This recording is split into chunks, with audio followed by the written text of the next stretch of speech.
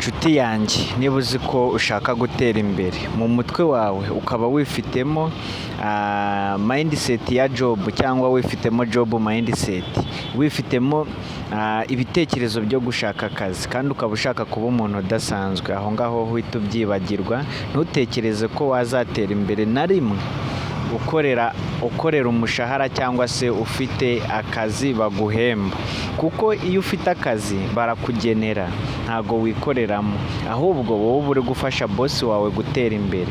Ese ni iki twakora? Abantu tugiye dutandukanye ndetse turi hirya no hino, ni iki twakora kugira ngo natwe twikorere cyangwa tube bamwe mu batanga akazi? Ndagushimira cyane kuba ukurikirana ino YouTube channel yitwa Buzi TV, kuko uzajya uhigiraho ibintu byinshi bizajya bigufasha nawe kuba waba umwe mu batanga akazi aho kugira ngo ube umwe mu basaba akazi.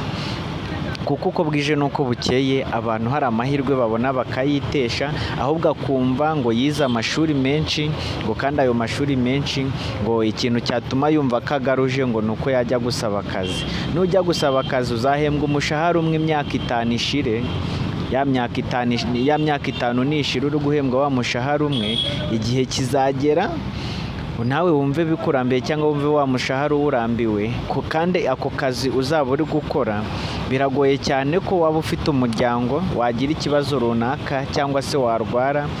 Niba ukora nk'akazi ko mu biro ugenda wambaye kositimu, ntabwo bishoboka ngo uhereze umwana wawe ya kositimu yawe umubwire ngo genda umpagararire mu kazi kanjye, kubera ari akazi ibyo ntibyashoboka. Ariko nshuti yanjye, ntuzaba uvuga ngo mfite business yanjye n'umwana wawe iyo business wayimwigisha, mu gihe udahari akagenda akayigufasha.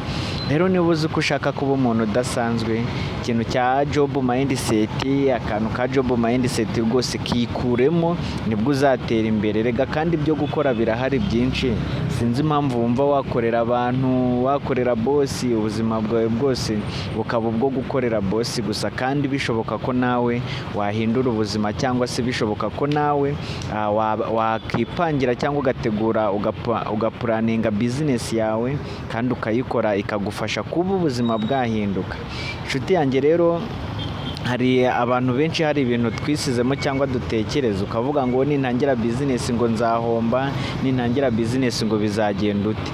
Iyo utangiye business uba ufite ibintu bibiri, guhomba cyangwa wenda kunguka, ariko business wateguye neza ntabwo ishobora guhomba, kandi ntabwo, kubera ko aba ari ibintu bibiri.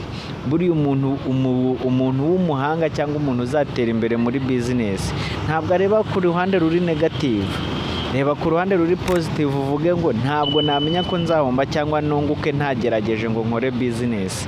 Kandi wageze muri business wiga na strategy zo kuyikora, bitandukanye n'umuntu utarayitangira cyangwa utayigezemo. Rero nshuti yanjye, niba utekereza business niba utekereza ko hari business waba ufite, yitangire rwose, yitangire uyishyire mu bikorwa, yigerageze uyikore, kuko ejo cyangwa ejo bundi uzaba umenya uko bimeze. Nubwo wayijyamo ugahomba, nuhomba ntabwo uraba uhombye, uraba wize. Ejo cyangwa ejo bundi nuyisubiramo cyangwa niwongera kuyikora, ya makosa yose wakoze noneho uzayakosora, ibintu birushaho kugenda neza cyane. Icyo nakwifuriza nuko twese twahurira ku gasongero, kandi murabizi ko ino YouTube channel yanyu yitwa Buzi TV, tuhanyuzaho ibiganiro byinshi bigiye bitandukanye bidufasha kuba twaba ba rwiyemezamirimo cyangwa tukikorera, ndetse bikanadufasha kuba twamenya ibintu byinshi tutari dusanzwe tuzi, ahubwo abakire bagize ibanga kugira ngo abe ari bo babyihererana cyangwa abe ari bo babigumana. Rero ukurikirana ino YouTube channel, niba iki kiganiro kikunyuze, ntugende udakoze subscribe, ntugende udakanze like, ntugende udatanze igitekerezo cyawe muri comment. Wenda ubutaha twazavuga ku gitekerezo cyawe, cyangwa se ubutaha twazavuga ku bintu byinshi twakuye mu bitekerezo bigiye bitandukanye abantu bagiye batanga.